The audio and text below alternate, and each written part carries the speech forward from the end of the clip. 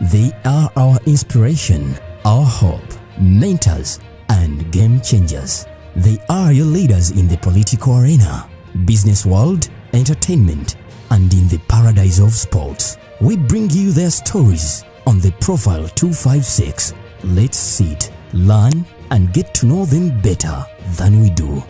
Only on Shutia TV. We are back with number 7 episode of the Profile 256. My name is Joshua Mitala, and again I'm taking on a challenge of interviewing someone that is a legendary in the business. He's the person actually supposed to be doing this. I'm really humbled that he honored our invite. He's none other than the king of radio. He will be telling us his story. As usual on the Profile 256, we get to dig deep into who these people are. You're most welcome, sir. Thank you very much. There's a bit of it freaks me out. I prefer being called just Kingy, Wesley, just you know. But I'm very humbled, first of all, that I was considered. Who am I? Wait. People sing the posts of How is it? Yes, it is beautiful. It is amazingly amazing. More so, probably being married to my best friend. For so to me, it's just a blessing in disguise. And also, I think God just looked at me and He's like, you know what, son? I think I'm gonna bless you with the best gift anyone could ever have. And that's just giving me Alice, as my wife. That's why when I felt it, I did it. And I didn't need to invite anyone. I didn't need the committee. I didn't need the chairman of a meeting to decide for me what I wanted. I just knew what I wanted and decided to run things my own way. Okay, before we actually get there about that Twitter speed, we are going to be getting to know who is Wesley or Wesley. Get to know his original names and where he's rooted. Okay, I'm called Wesley Silva. My real name's national ID. Botanical name. That's a Wesley name. Wesley? Yes, I'm called Wesley Silva. I know everyone was confused about it. Everyone is confused about it. Even the reverends, when they were marrying me, they got confused about it. How do I be called Wesley Silva only? But blame it on my father. He crazy like that. But anyway, I'm called Wesley Silva. I'm 33 years old, making 34 March 15th, 2021. You know, when you start getting into the industry, when you're still a young kid, yes, or a young boy, yes, and then you spend some good number of years, people keep on thinking, oh, he's 50. Other people say he's 40. Others say 60. I think those are the things we battle with most of the times. Why? Because when we are young like this, people watch us when they are, let me give an example. When someone is on TV at the age of 4, yeah, and then there is another one watching me when you're 10 or 12 or 15. You see me for quite a long time and probably you always think we are almost the same. You understand that? But forgetting, you're older than me 7 years, 8 years. So that age difference is not so small and neither is it too big. But the issue is, when you're constantly in people's face, people can tend to think that because of what comes out of you, they think you're older.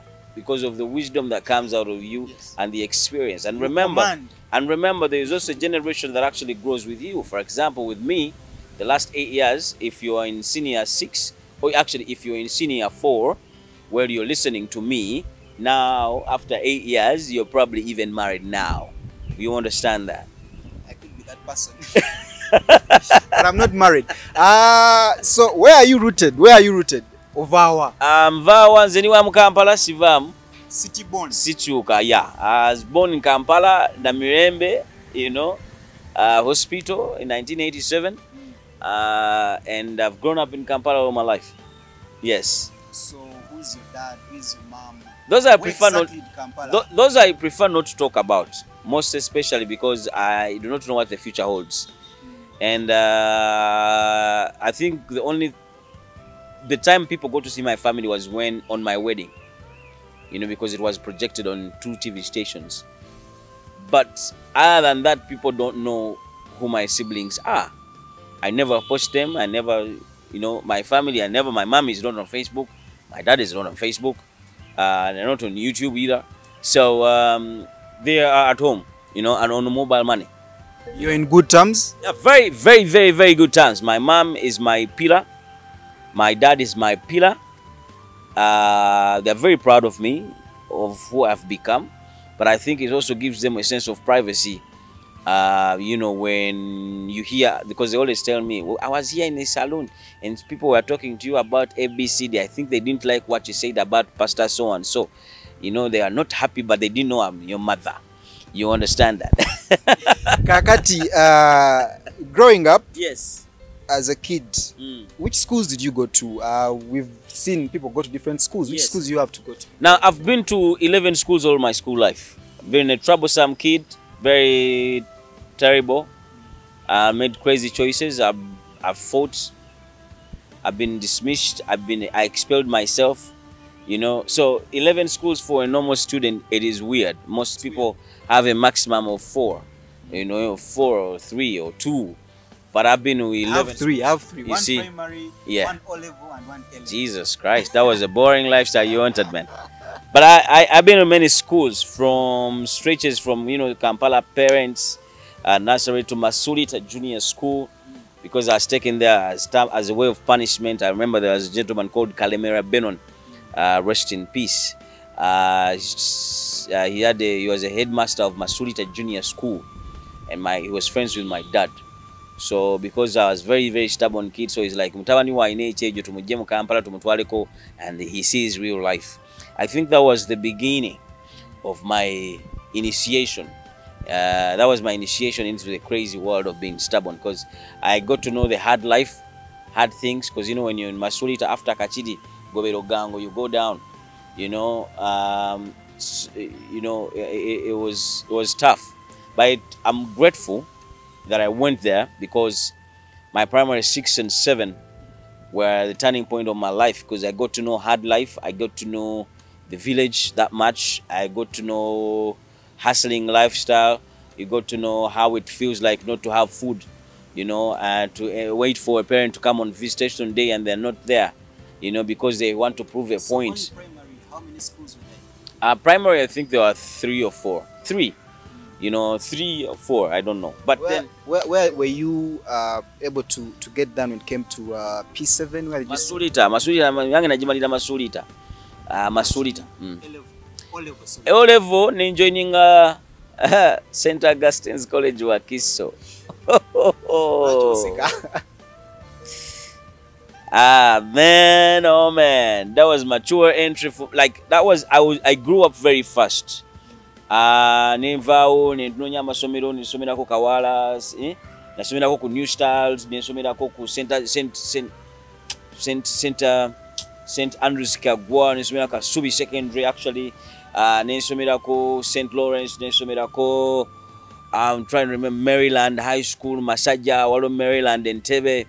Nensomerako nawawala bananga amasomero sigira bira nginagira bira amasomero mangi. Okay, Kati. Now, the amazing bit of it. Then O-level, where do you have to sit O-level? Anti kugamba badde okunyonyola agona badde O-level.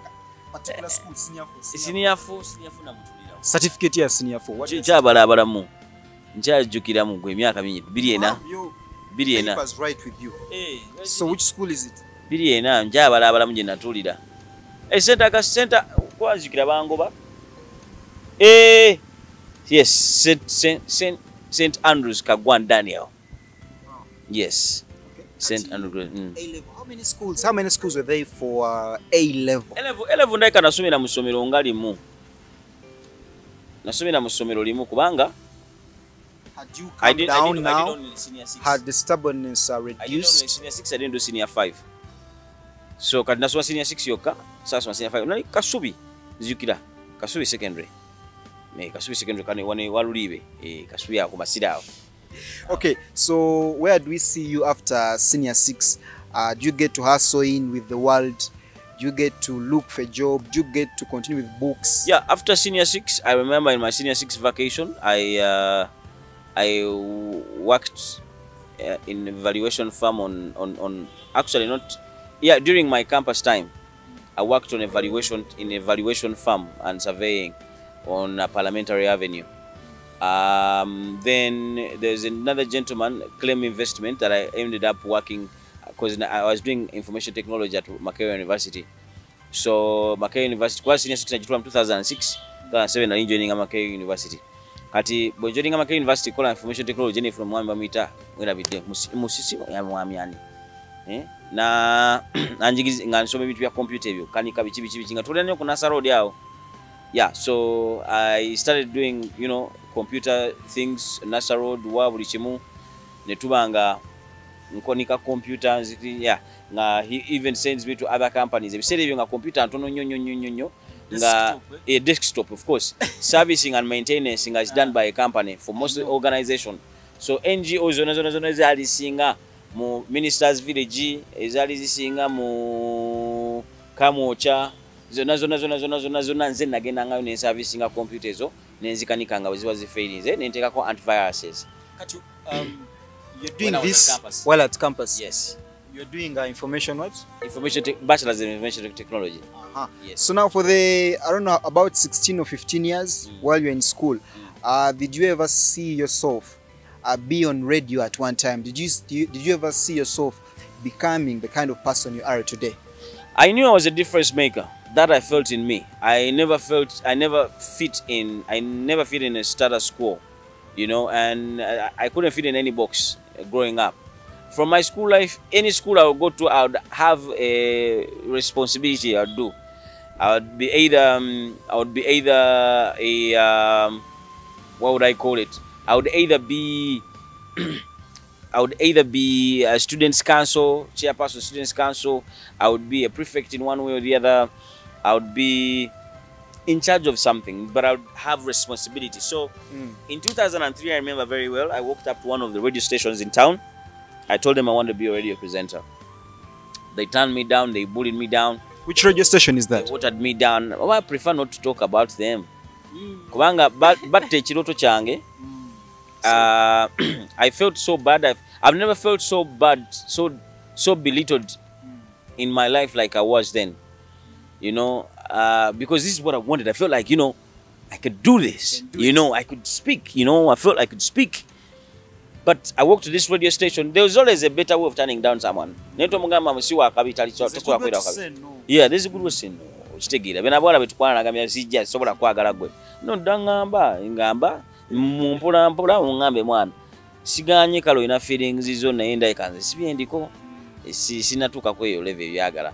Njinja kumanya omuyaya mwala nganye kitegeera naye gwe ngambe asisola kwagala gwe walala mfaachi nkutwala wa mpampuliranga omuzala yenyo, but that's what I did, you know. I felt bad, I went back naye ngamba nayo manyi bano kale radio nje esonyiwe sigenda jiddako.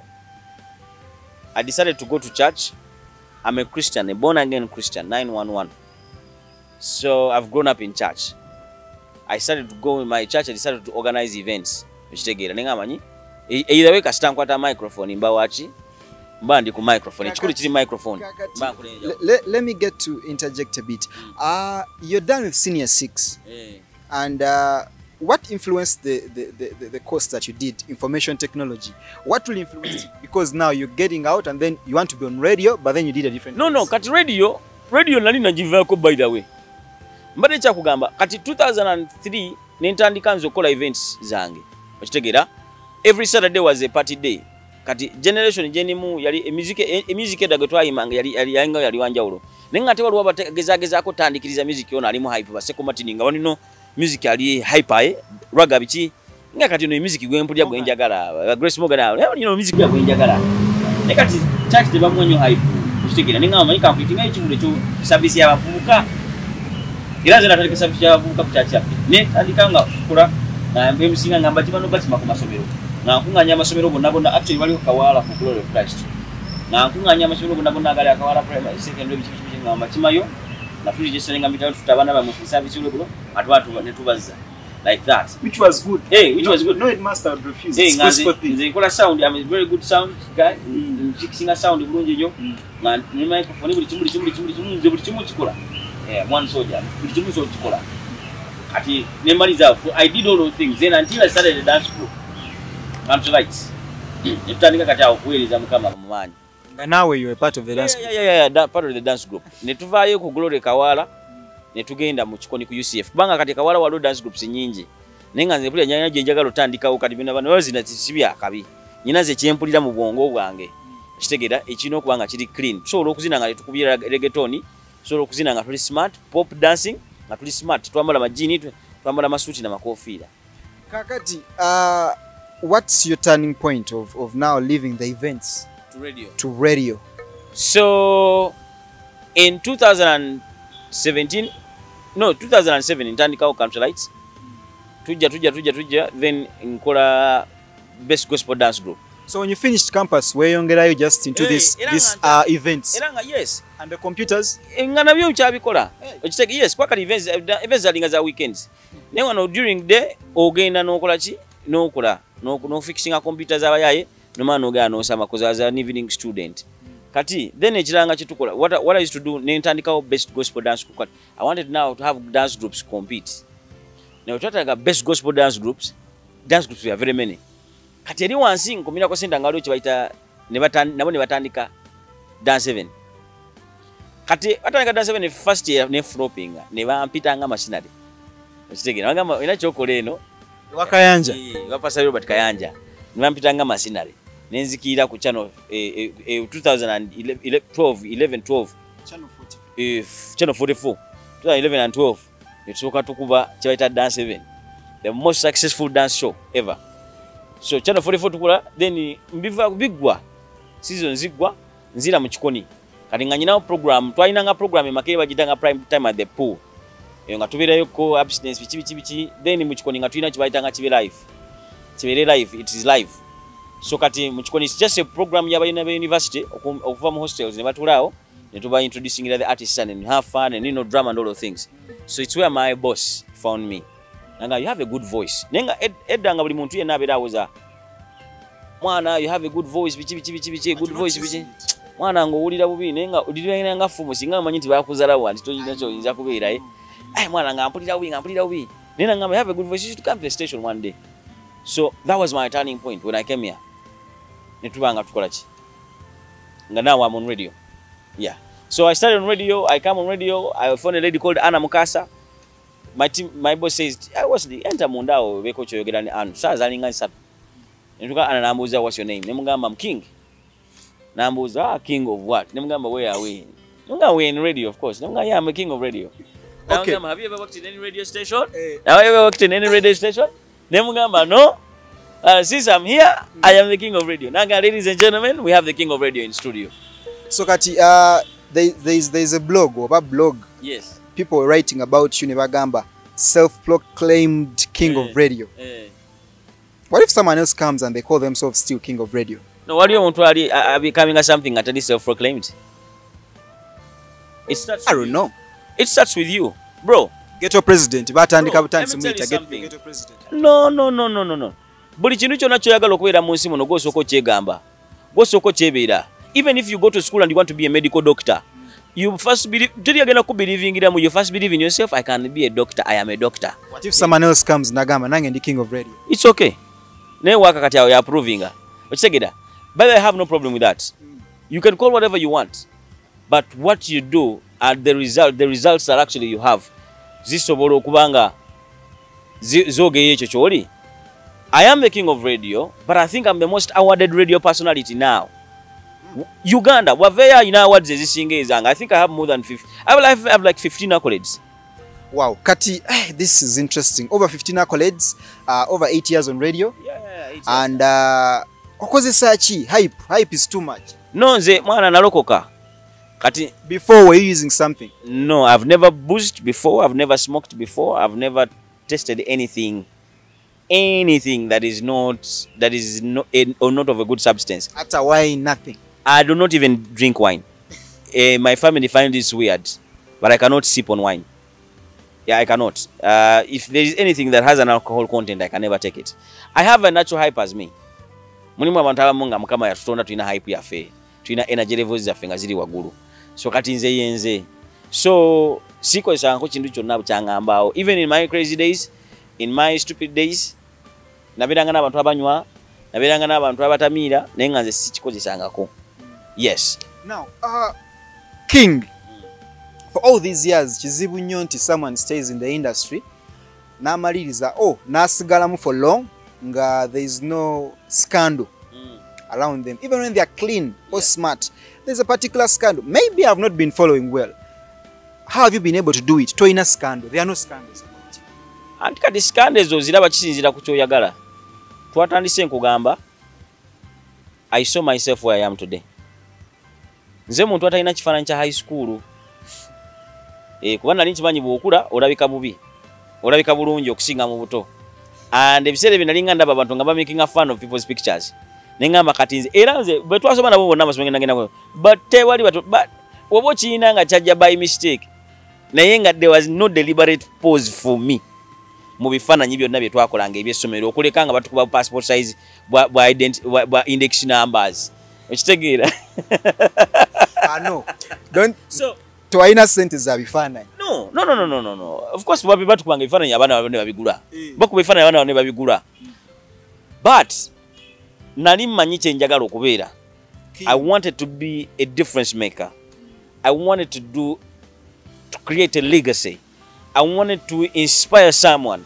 I wanted to change things in my community, in my society that I felt like they needed to be changed. So because of that, manya newe ntambulira. Okitegeera, we manya nti mukakubo kali eri mutera okubeeramu enzikiza bakubirawo ababbi. Lwaki ate mpitawo nga manyingi bagenda kumbuluzingirawo. I rather not wait obudde ne bucha nendyoka ntambula. I do not go out to clubs. I cannot. Sibisobola. Okitegeera, I actually have more fun when I'm alone than when I'm actually with around people. Because I play my PlayStation, I watch my movies, and then so kati nze newala ebyo ebintu. Nze baserebo bonna abasinga bonna bakyali bange. Mbamanyi.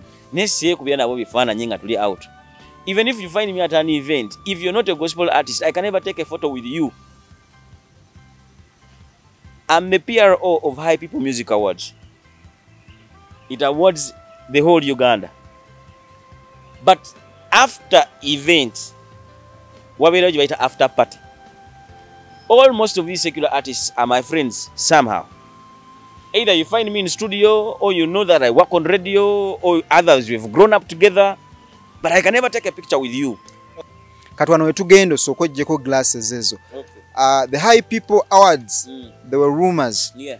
Nti awards ezo za muntu omu aziriye mabega ate era nga muyimbi. Okay. Era nga mugaba award ezo omuyimbi oyo muwa nyingi, like this artist amaliza yafunye nyingi.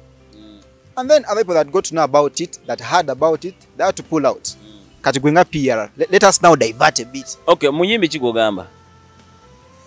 Kwana kyo kyanjawulo njagala kumanya muyimbi kigogamba. Bebe Cool. Okay. I think when I joining it High People Awards ezo, I think that was the last year Bebe Cool won those awards. Namana agamba agena zivamu. Actually, I think the next year. But this is what happens. I'm in a business of doing events and all those things. And buli mutie nakola awards events. Bwe nkunominating leero mu award, let me ask you actually kati kanso kwe nkuteke nawe kugundi. Bwe nkunominating leero mu awards, nenzija ne nkugamba nti okugiwangula sonko ompe sente. Nozimpa, nogiwangula. Next time ne nkunominating omuntu omulala nagiwangula. Tokirowooza togamba muno yasasudde. Ogambira oyo of course yasasudde kuba ye system yemu gyokozesa. Okitegedde. So that means my awards event will never even last a time. They can never hold any substance. Kubanga n'omuntu agiwangudde abamanyi yagulangule. Okitegedde. So kiba kitegeeza nze personally ng'omukozi wa awards I've lost it. I've lost the credibility one. Then I've lost nominating abajagamba temunonda. The challenge we have is that people don't know, world over, people don't like losing. World over, people never like losing. Those are the same things people say with the Grammys. Abazungu baziwangula. Nawe bakoleza we zaba blacks, nabate bagamba gundi aziwangula nawe like ababubi. Okitegedde.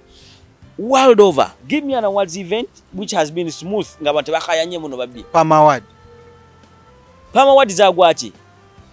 They had their own issues. They had their own issues, not. But we didn't hear controversies. There we could hear High People. They lasted for some years. How many years? Just 3 years. From 2001 to 2003. I was alive. I was in the entertainment industry. 2004 Please try. 5 years per month. Tezaliwo was a 5. Njukira Bobby yatwalako. Misach natwalako. Kamili ate Bobby yatwala 1 hour. Kamili yatwalako. Bobby yatwala. Bobby yatwala. Nayenze we something. Teyali we artist of the year. Ebyo teyali. Okitegeera. Kati nze nzijjukira paka yasemba yali ya Juliana. Yes, Juliana. Ne Misach no yatwala. Artist of the year.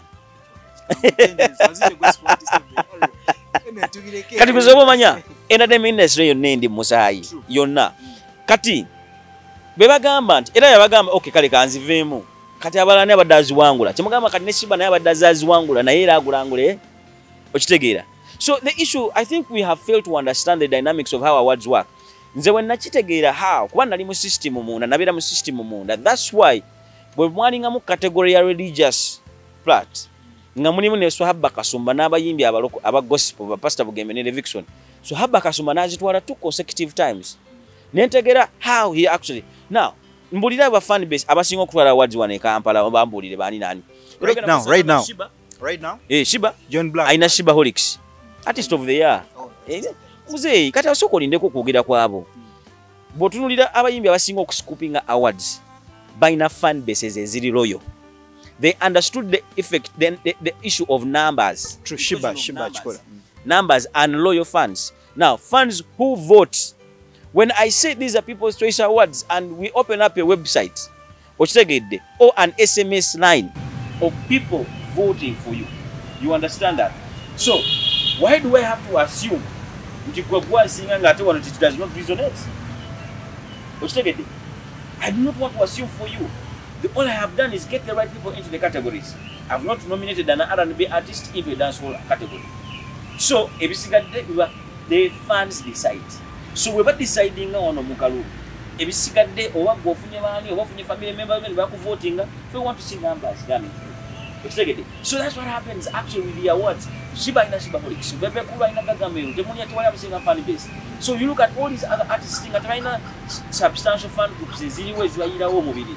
So Swahaba Kasumba na watu watu ya gospel ya religious ningamba this must stop. I created the Royal Army. Now when I created the Royal Army nitutandika okujekira kati what is up is deno mu gospel my dear ushtegera the copy blind now can win, the baby glorious can win ushtegera because I understood the issue of numbers kakati PR akozo Google. I had refused personally to do interviews about awards. True. Because at the end of the day, which is okay.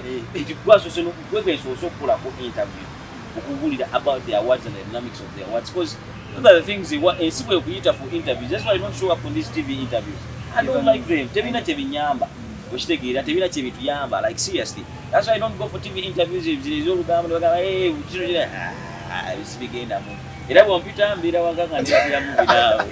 And then the way the wedding was conducted was a bit of a freestyle. You were dancing as if you were just called to be part of a party. Muganda wange olaba embaga eyo najoganizing omwezi tegwaweragomu byali weeks byonna n'okwanjula. I woke up one day ngamba kampaso mwana abandi ono. So kuchala kwali easy, parents loved me big time, but of course I was a regular there nga ninga mwana wawaka already. So kwanjula nitukula weekend, then the next kwanjula was a wedding. I didn't have a wedding meeting. Ebintu ebisinga weddings abantu sizokulabika mu bantu nga mwina wedding meeting obuga ngena wedding meeting ya gondi ninze sayina wedding meeting, sakola wedding meeting, sayina chairman, sayina chi sayina committee. Because I organize events, I know what is the most important thing. Ku Thursday nakola, on that very Thursday bangata nakola show. I woke up, came here, did my show. Nenyambalira mu studio shoot yange. Kwa hiyo kaje na yino take korea le. Twali kyamaanyi, okitegeera nenyambuka enamirembe because nekola ki. Ne batugata and it was meant to be private as well. Naye abajja mu chacha ondoza nga bote wajja kyebeera. They were posting. So other people thought it was a video shoot. Later, then then before you know it, Bible says nibanga manyumwana embaga abantu egenze viral. Okitegeera, I think the only thing we can do now to China chokweka to take live ku TV because it's fine. We take live ku TV. Then also ne pastors, you know, najja souls, pastor Bujingo, pastor wange. Najja ne soul naga embaga yakabaka ino kubera ku TV. Okitegeera, naye nagitekako. So nitubeeranga obulamu bwe butyo. So it to me abantu bali balowooza nti it's fun but naye kati nze olaba nagenda okukola omukolo nga teri amanja. Okitegeera, I'm part of people's weddings. I MC people's weddings all my life. Manyi stress ebeera mu mabanja abantu babanja ba MC tubanjala kwanza kati kyali mu level ebanja nga MC sikwata microphone nga tonna mmalayo.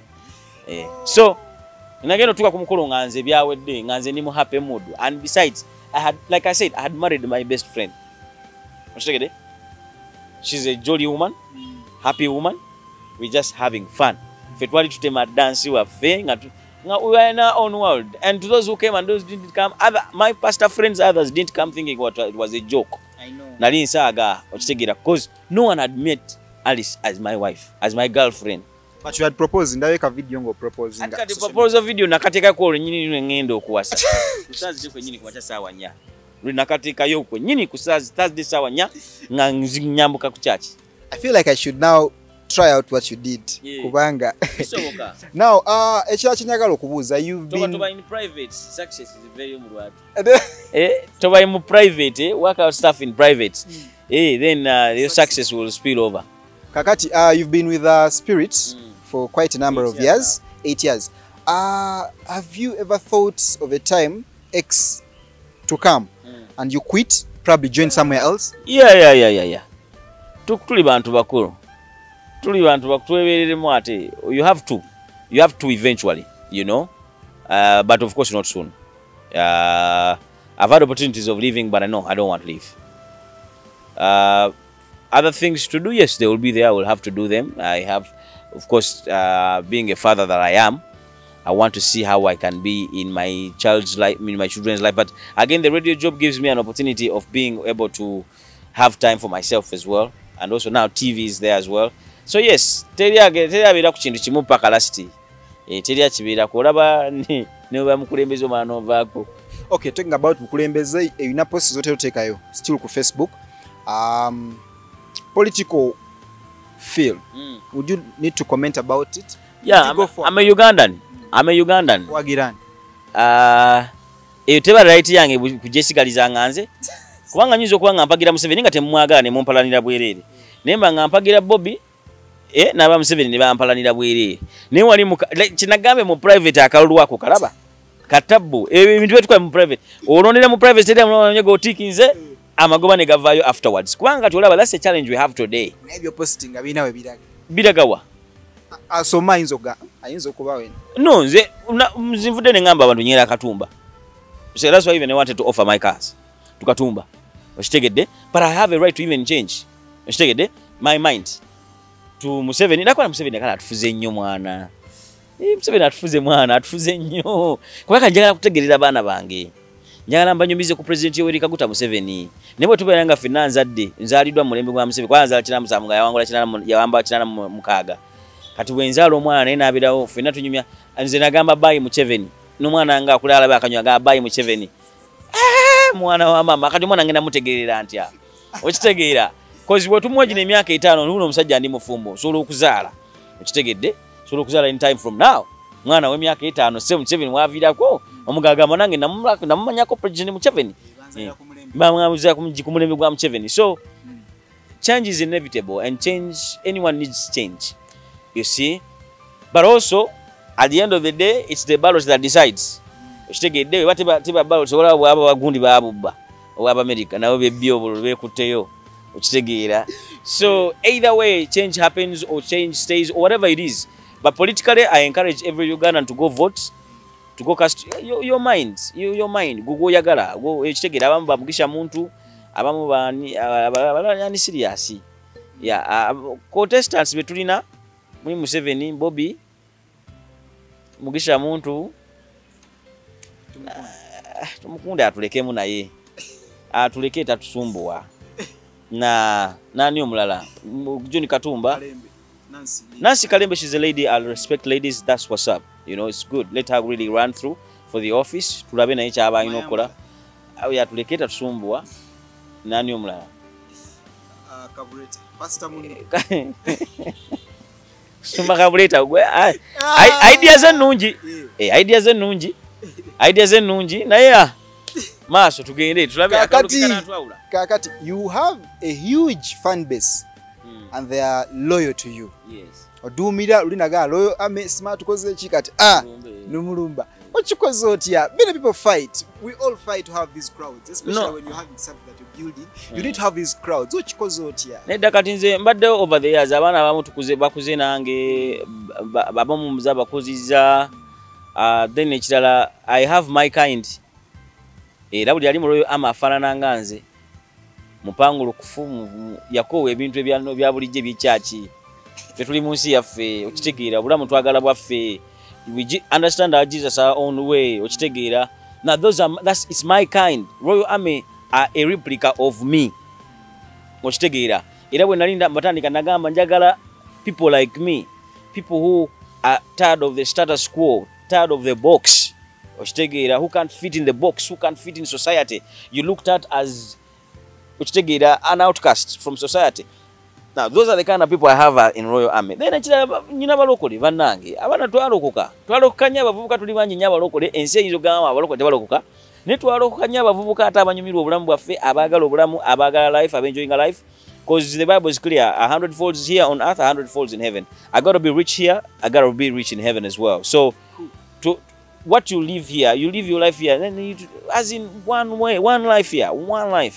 We can't live a life of sorrow when our Father told us to come here and live fully. Yes. Yes. Now, nga tumaliriza ndoza tunatera kumaliriza by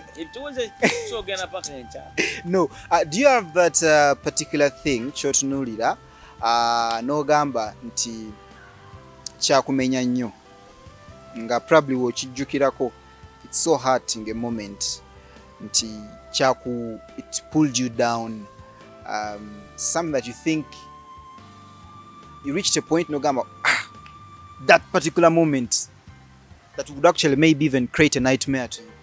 No, when I walked into that radio station's offices and the guy told me I can't be who I want to be, I felt like I felt so bad, so very, very, very bad, that I put the radio dream aside. But you see, when that person told me I can, it was motivation for me to prove them wrong that I can. 5 years later, they called, actually 6, they called me and want me to work on their radio station. And I told them these words: I cannot work for you because in 2003, I came into these offices. All of you are not here, but your ancestors were here. You understand that? And they said I can never be. So because of that, I don't want to work here. I don't like the energy here. You understand that? So I told them I can never. So lokola secure radio station is a go raba. Nenga sikolere deyo je nali njagala. Gospel. Is a gospel, of course. Simanyizo legendary raka cha. Tukitegedde. Waliwo ate ninda je mutamanya ate kati. Tukitegedde because by then there were few gospel radio stations. Waliwo radio, waliwo top, waliwo Kampala FM, waliwo Impact, waliwo Power, waliwo UFM actually kati yavanawo, waliwo nani omulala awo zezo. Okay. Yeah.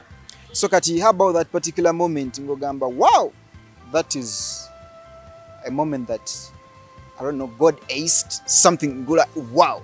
Yeah, the day I got married to the beautiful lady, a beautiful Alice. Yeah, that's to me. Nzinda ndi muguru natuka. Nzinda natuka muguru. Special message to Alice. Special message. Well, beautiful. I think I tell her all this time, every day. I tell her how amazing she is, how beautiful she is. And sometimes I'm motivated to tell her what I tell her when I'm looking at her. Because then she motivates the writer I am. she gets the best out of me.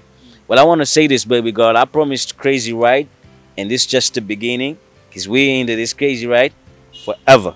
I gotta love you forever, big time. Wow. Yeah. Ka message kalungi ndoza fena tufuna abakazi. Tufuna abakazi nga nafe tubasirika bu message bwe butyo. No. Mpulira bubi nti nalwawo okuwasa. Wow. Yeah, but again also I'm happy that nalwawo Alice nga akula and she was prepared for probably me. Nayenga, it's important that young people find people they marry as early as possible, because then there are certain things byotalirabanga until wasiza. Yeah, I have everything else on Vukati and Yagadi. Of course, now the major part of the show is inspiration. Ogenda kubanga, you give that particular message to a one hustler out there, a youth, aliwansi. He has a dream, but then he has no way of getting to achieve this dream. But then he keeps on dreaming. He wants to be that particular thing. Which advice would you give that kind of person? Don't stop dreaming, and then I need people to understand that eventually bijana miaka, bijana time and experience. Bwe tulirayo wadde nanyigira abango bako radio ne 2003 nali ngenda kwogera ki ku radio. Okitegeera nali ngenda kwogera ki? Wabasonyiwa. No, of course nkusonyiwa. Nkusonyiwa nze sinyiga. Baira nze muntu atanyiga. Yeah, nze sinyiga era sizwana kunyigira muntu. Kuba nkusanze busanzi kuno kunzi era tugenda kwereka. Kuba I did not even think I would meet you. By the obusungu kintu kibitonyiganga wadde okunyigira omuntu gwe batakuzadde naye. Kuba muntu gwe bakuzadde naye solo munyigira ne mudamu ne mwesanga ne mwesonyiwa. Ne oyinza okunyigira omuntu n'otaddamu kumusanga, kumusonyiwa oba ye kusonyiwa, and you are bound forever. So abavubuka out there, ebintu ebimu bijja na time, ebintu ebimu bijja na myaka. Tulabanga omuvubuka avuge ndaba oluza tuli bavubuka, mvuga benzi, nsule eno, nsule eri, nyambala bwenti, n'olowooza twenkana lwa bumpi, no, sebo ndi musajja mukulu nyine emyaka 33, oli myaka 2 mwegi. Nkoledde emyaka 8 consistently ku kintu kyekimu, gwe tonnakulayo na mwaka gumu bwe guti. So, other things come with age, things come with experience. Tonyomanga muntu. Never cease to get from your camera crew. I learned everything from even one when I mean this is basikali bano sibaita nga sibabuziza. No nedda newe mavuga. Era nsende biramu ne babuza mwana wagwan kike kiganye. We talk okitegeera. So buli muntu yenna ku nseena alina kya kuongerako, alina kya kuyigiriza. Toberanga n'amalala. Amalala kintu kibi nnyo. But there is stardom that destroys many of our artists. Actually, nature, this issue of gospel artists or some gospel people get into the secular. Is it your view? Gatumaliriza kalooza. Okay, ngatumaliriza. So tobanga n'amalala, malala gakulembera kigwo, okitegedde. The pride will be humbled. That's a biblical principle that applies ne omusamize. Ne baba secular artist nabira n'amalala bamukakanya. Omuntu no amalala okakanyizibwa. So yagala Mukama. Wereza Mukama. Serve the Lord, serve Jesus. And I'll be honest with you, ebabali mamuno bulokole tebuse buli mu sente, bulokole sibwa akabi kati nzuno ndi ku kamera. Okitegeera naye nga ani mulokole. So kiba kitegeeza you too can be it. You too can make it. I'll tell you this, I've owned everything I've achieved, inclusive of my wife. Byonna mbijja mu Yesu. Okitege buli kimu kyonna kyenina kyendi. Everything that I am, even my name, it's been the gospel. So ebya Yesu bikolera ddala nnyo n'amaanyi. So whichever way where you are as a young person, tebakulima tosobola kubeera kintu kyonna. You are your own limitation. Keep dreaming. Keep working hard, keep being diligent, beera wa mazima, beera mwesimbu, abawala beesonyiwe naddala ng'oli gaayi. Tolina ssente za kuwa abawala abo, tolina ssente za kubalabirira. Omuwala gw'oyagala yennyini omutuufu bakuwe ssente olyokolawo oba okyayagala oyo yennyini. Okitegedde nammwe abawala. The man is there who's gonna come and take care of you and love you and adore you and cherish you the way you deserve to be loved. Vambana abayiga ffe abavubuka abatoto tukyali bayiga tetubitegeera bulungi. Waliwo laavu ejja n'emyaka omusajja mukulu akuzeemu emyaka 3 alina laavu n'ebigambo byakugambye ebyenjawulo ku by'omwaka w'emyaka 16 ne 17 ne 18 ne 22. Because you see, at the end of the day, it's also the experience that you get. What you've gone through helps you adore and cherish what you have. Because yes, you went through some stages, so everything around us should be a learning point, But above all, be humble. Above all, be humble. There is no amount of fame that should ever make you feel like you're better than any other person. No amount of fame. I've been close to different, actually more artists. Yeah. Abachikubye. And at times sibanenya nnyo as such because the fame is there and the money is there. So it becomes hard to control this. Ochikola otya, you in particular, because you have your fame, you have the money. And kati nze ondaba. Kiva kuki? Nalokoka nnyo. Nalokoka nnyo nindabanga ebintu ebisinga bitumalira mu bwereere. Kati bwe nkweyagalirako then what nekinyongerako ki? But instead bwe nkubeera ize nnyo onyamba mulimu ebintu ebimu byogenda okumpisaamu, mulimu ebintu byogenda okumpabula, mulimu ebintu byogenda okuŋŋamba kimpiseewo. It becomes easier for you to come to me and tell me my weakness. Jembadde sitegedde nonyamba because we are friends. Sikwiragirako siri wa masappe, siri wa malala gy'oli. Okitegeera banga ngenda naye nga waliwo road block. Togenda kuŋŋamba yaye yimirira. Waliwo ekiki? Kagende embweyo kegende ezigwemu embi. Kegende embweyo ezigwemu embi z'abayaye. Okitegeera. So tweragira bwereere abasajja abali basinga okukola ebyamaanyi ku nsi kuno bafudde ne bavaako. I always tell people, and I want to say this to all the people who are talented and gifted, you are not the first person to be what you are. Not even the last one. And neither are you the best. Which take it there, and neither are you the last. You only have an opportunity that God has decided to direct a particular ray of light in your open window. Nti n'omusana guno gwegwera ensi yeetooloola, omusana gujja kutuuka guve kadirisako. Gwake mukaakalala, mukoomulala. So ng'obudde omusana gukyayaka mu kadirisako, engoye ze zonna ozaanise zikaze. Okitegedde? What do you do with that particular window that God has given you, has opened up for you? What is done there is the most important. Not how you felt around people, not how you treated people. Nah. Be nice. Kuliko ekintu kyemukola, actually you, maybe Bugembe and the others, you get into this secular world, muli ba gospel, and then some pastors tebabyagala. Some of us have been to churches, naye ngola pastor naye abantu abo tetubategeera. You either in the light or the dark. Olina kuba munyu. So tulina kubeera era mu kisiikirize, then mu light bo bagamba salawo kimu. Anti kati salawo kimu kibategeeza nti bwobeera mu secular world, bwobeera mulokole, beera mulokole, tonywa mwenge, tokuba ndongo, tokola ki. Nate bwobeera ate ng'ogenze mu secular world, bano babeeramu ne high people. Ogunywa, ate okyakala nabo, abakazi oyagala nabo, ebintu bye bakola naye byokola, ate odde no mu kyaki n'ogamba oli wa kyaki. Bye kibayite ekigere ekimu. Naye bwe mbeera mu secular world naye nga buli omu yenna akiraba ndi mulokole. It is okay. And again, it is a calling. Not everyone can handle. Okitegedde?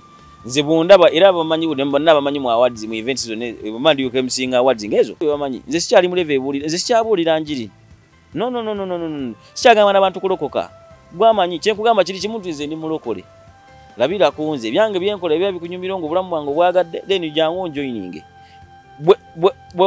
Wafunanga mikwano gye wamalanga gigamba, would you tell your friends that hey nze ni mulungi nze nkola bino bakano jange mbakolera bino bichi. No, you just be a nice person. Someone rubs off your energy and they want to be nange ndi mulokole. Hey, and then they want to be your friend. You understand that?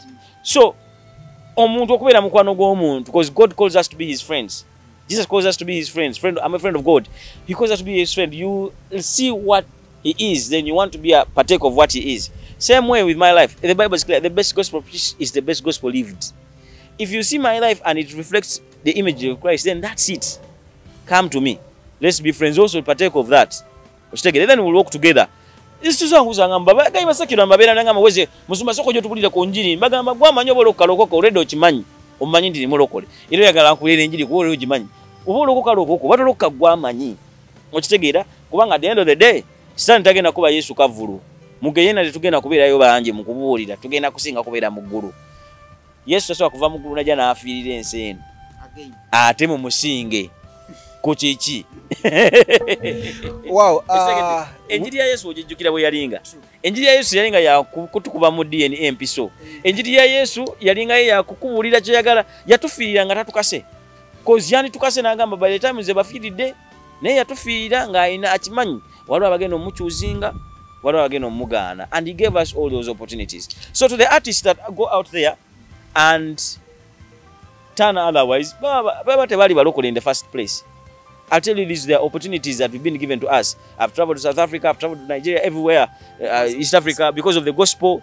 And there have been avenues and opportunities where I could forsake my Jesus and continue doing what other. But because of who I am and what I know about Christ, my relationship with Christ, I could not forsake those things. I've gone everywhere outside, even the States. But mukama sigala mukama. So liba bagamba akera kwajana ngamba nze nali gospel artist n'enchuka. Batuveko tebali balokole in the first place. Actually, they should just change secular to gospel. Tebali change ebeera okuva mu secular nodda mu gospel. Nebo gambo ovude mu gospel geze mu secular tewali mulokole tusumuwa. Where abawa years to come. Oyina plans endala no ngenda kugula already eyange. Sirina plans zonna. Okay. Labayo. Sinze yereta ku nsi eno. Okitegedde? I didn't know I would be married at 33. Okitegedde? I didn't know I'll be who I am at this particular time. So, but God has a plan. Chitukola is align yourself in God's perfect will, and His will be done. Then what is God's will? When God says, may your will be done upon my life. Then over. Then a plan. I need to live a perfect life for Christ. Wow. The king of radio has a very long story, and I think he makes a good koja, a good counselor, a good radio personality, over 15 accolades in the business. But I think a takeaway from this is but nominated in South Africa. Best couple the best media personality, those ones I keep winning. But nekati wale best couple njagala okuwangula. So kati mumulonde, by the way, Stack It. Is it Stack It Awards? A takeaway from this is if one person has said you can, forget all the negative vibes. Yeah. Forget the 100 that said you can't. Just go with the feedback from that particular someone that said you can. It has been the 7th episode of the Profile 256. My name is Joshua Mitala, and I've been with the king of radio. It's been nice sharing here at Namirembe. Yes. We meet in the number 8 episode. Number 8. They are brave. They are our inspiration, our hope, mentors, and game changers. They are your leaders in the political arena, business world, entertainment, and in the paradise of sports. We bring you their stories on the Profile 256. Let's sit, learn, and get to know them better than we do. Only on Shutia TV.